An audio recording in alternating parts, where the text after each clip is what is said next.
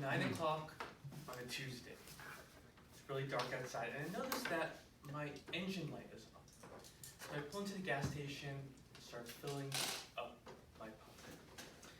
My mind's racing because today I know I have to make one of the biggest decisions of my life. Click. My car is full, and I know I have to make that call.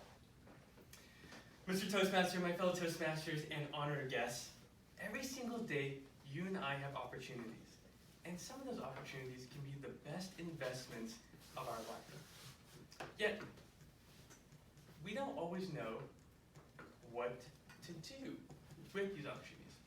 And today, at the end of this conversation, you are going to make the biggest investment of your life. Now let's back it up before we make such a big investment. What does a MacBook Pro, a college degree, and a marketing agency all have in common? They're all a waste of money, right?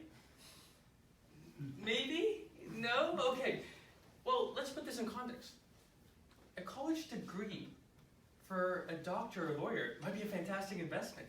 They might be rolling in a nice 6-figure, 7-figure salary, driving a nice car like Paul Bruno Forte, right? Now, what about a MacBook Pro, a $3,000 computer? Well, if you're a graphic designer making $250 an hour, that might be a great tool to make you more money. Now, let's say you're running a company. You have a product that's going to change the world, but no one knows about who you are. A marketing agency might be a great catalyst for taking you from one place to another, and you might have a lot of money and clients from investing into that business. Every single investment comes with its pros and cons, and ultimately, that is the problem.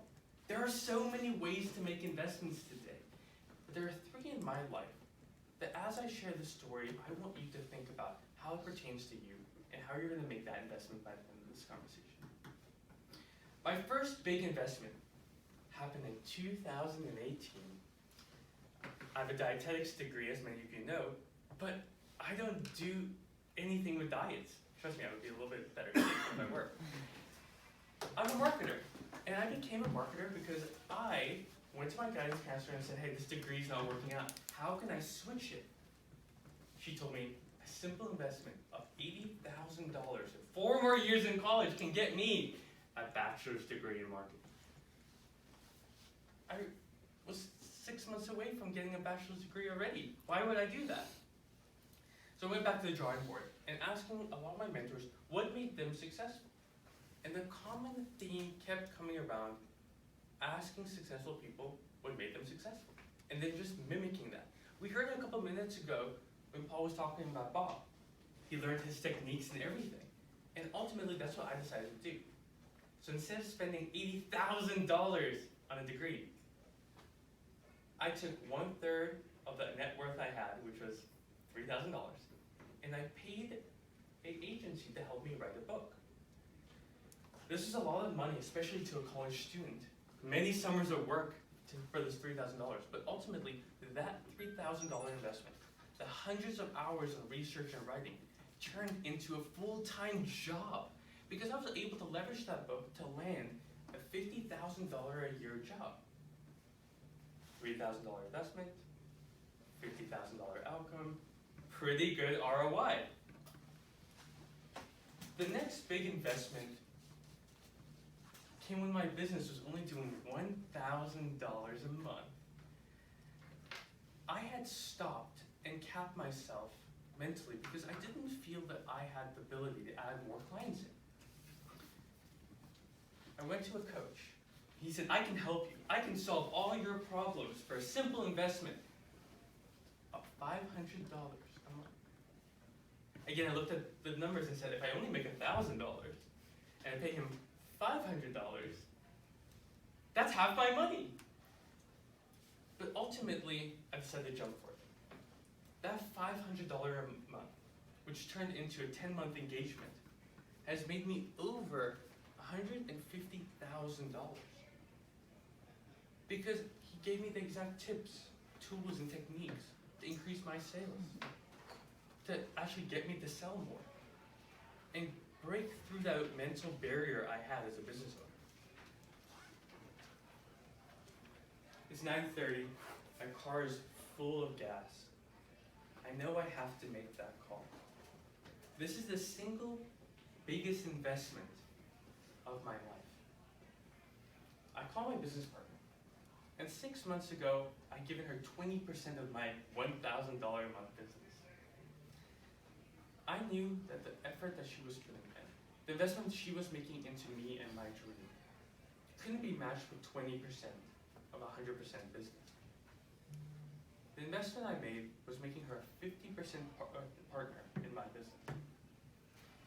Giving away 30 extra percent that I could have held on to in order to see the future. Making this investment by making us 50-50 partners has elevated me to now having a 12-person team, doing over $50,000 a month in my own business. Having me focus on what I'm really good at, which is sales and marketing. Having her focus on fulfillment and operations. I tell you these stories not to brag, not to paint a glorious documentary of me, but to say that today, you have an investment in your mind, whether it's to get healthy, to make more money, or self-care. Today, you have a chance to make an investment into you. And I urge you to do it. I made that call at 9:30 p.m. on that Tuesday, and it's the best investment I ever made. I just hope that at the end of this presentation that you feel an urge to make that investment into you and to take the next steps into your future. My fellow Toastmasters.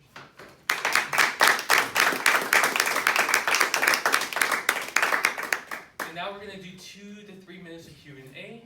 Happy to answer any questions about this. I've never done Q&A after a speech, so please, questions about the speech, investment, and would love to hear feedback. Yes? So, when you started your business, Nico, Yes. there's always challenges that people run into when they start a business. What was your biggest challenge that you felt like, maybe I might not make, this might not work for me, anything like that? Yeah, I still feel it today. Now that I have gone from a safe, comfortable job into my own, every single day I'm like, this thing might crash it down. But in the beginning stages, it was all around, who do I actually serve? I think a lot of us, especially early on as a business owner, you want to serve everyone, because if you're like me, and I know everyone here, you want to help so many different people. Yet, ultimately, you need to focus on that one person. Because I was helping tax accountants, I was helping small businesses, nonprofits, and I had to go down and focus on my niche, and then I got really good at serving them, which meant they got better results, they stayed longer, and we both made more money. So focus, focus, focus when you start. Great question. Thank you. The biggest challenge many people have is they have to sell. Yes. And the biggest deterrent is getting the no. Yes. I'm not interested. How do you develop the perseverance? What did you do to develop the perseverance to go through the no? Yeah, especially in prospecting, when you reach out to someone cold, you're like, hey, buy my stuff, right? You're going to get no's, but ultimately what I found was a no often is a result in not answering a question in the beginning stages of a conversation. Let's assume that you're in a perfect conversation with someone you know you can help. Ultimately, if you answer the questions, why should I trust you? How can this help me? And what's the outcome going to look like? A lot of those no's that you get, I can't afford this, not right now, actually go away. Because if you paint a clear picture of the future and you show them, we're going to do A, B, C, and get you there, it helps a lot. But you're going to get no, and you just have to get thick skin. And ultimately, people say no to me every single day. It's just a mental muscle. And just as soon as you can get into that and get the no's, do it, because that's life. That's hard. Any other questions?